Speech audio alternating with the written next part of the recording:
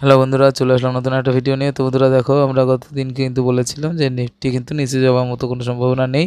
তো আজকে দেখো, আজকে কিন্তু মার্কেট সুন্দরভাবে একটা পজ ক্যান্ডেল করেছে।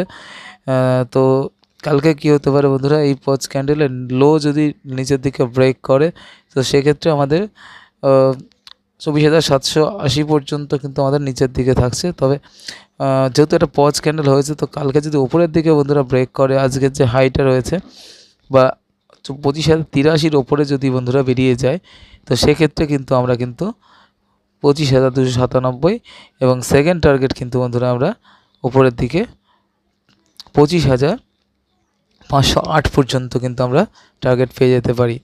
এবং যদি ব্যাঙ্ক নিফটিতে দেখি বন্ধুরা, ব্যাঙ্ক নিফটিতে দেখো তোমার একদম কিন্তু আজকেও কিন্তু খুব একটা বেশ বড় মোমেন্টাম দেখায়নি। তবে 51,000 কিন্তু আমাদের যে